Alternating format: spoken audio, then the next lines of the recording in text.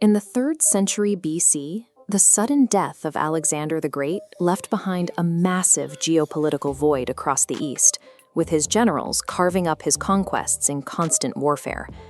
Meanwhile, in India, a new juggernaut was rapidly absorbing the subcontinent. The Mauryan Empire was expanding aggressively outward from its bustling capital of Pataliputra. Within the palace walls, a young prince named Ashoka watched this expansion closely. Born to a commoner mother, he was a marginalized half-brother in a crowded royal court, quietly observing the deadly court paranoia and shifting alliances. The young prince was witnessing a system where authority was held through action rather than birthright. In an empire of this scale, power belonged to whoever was willing to seize it.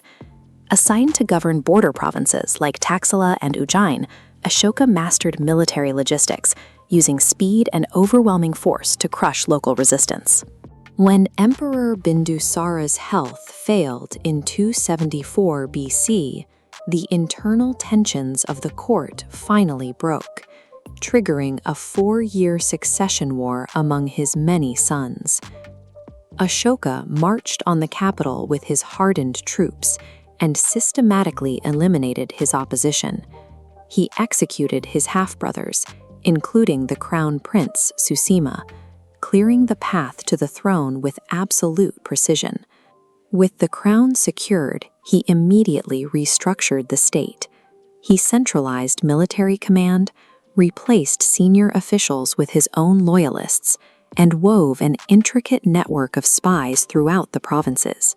He had engineered a highly efficient machinery of compliance, governing a unified subcontinent through the sheer mechanics of fear. By 262 BC, the empire targeted Kalinga, a fiercely independent kingdom on the eastern coast. Ashoka launched a full-scale invasion, representing the absolute apex of Mauryan expansionist aggression. The Mauryan military utilized a relentless combat strategy. Massive infantry formations and war elephants were deployed to completely overwhelm Kalinga's civilian militias.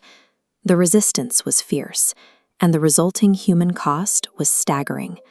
Over 100,000 people were slain, another 150,000 were captured, and local accounts claimed the nearby Daya River ran red with blood.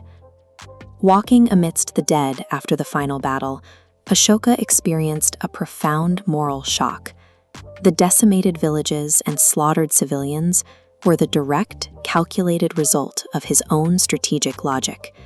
The absolute authority he had fought to secure now confronted him with a staggering cost. Standing on that battlefield, the drive for expansion ended. Ashoka responded with an immediate tactical pivot, ordering a total halt to all offensive mobilization across the empire. He then initiated a radical administrative shift. State funds were diverted away from military armaments and poured into massive civil infrastructure, including shade trees along trade routes, water wells, and medical facilities. Seeking a new moral framework to govern by, he adopted the teachings of Buddhism and convened the Third Buddhist Council to formalize a new diplomatic strategy based on ethics rather than force. Instead of dispatching invading armies, Ashoka sent ideological envoys out into the world. These missionaries traveled as far as Hellenistic Greece, North Africa, and Sri Lanka to share principles of nonviolence and compassion. The mission, led by his son, Mahinda, to Sri Lanka, established a Buddhist tradition that remains the island's primary faith today. Ashoka shifted the Mauryan state away from military expansion, establishing it as a global center for moral philosophy. But this new peace carried a heavy paradox.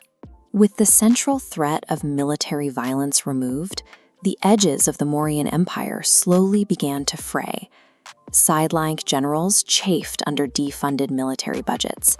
Distant vassal states, no longer terrified of imperial reprisal, started to subtly test their independence. In his final years, Ashoka was physically diminished.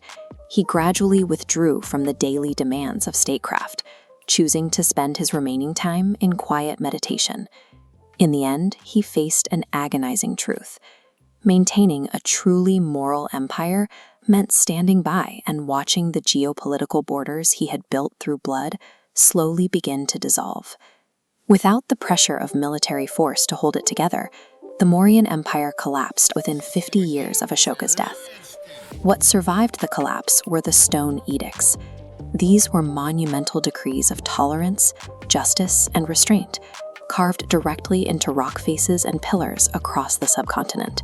These specific carvings bypassed his failing political structures. They communicated a permanent moral code directly to future generations, ensuring his message outlasted his armies.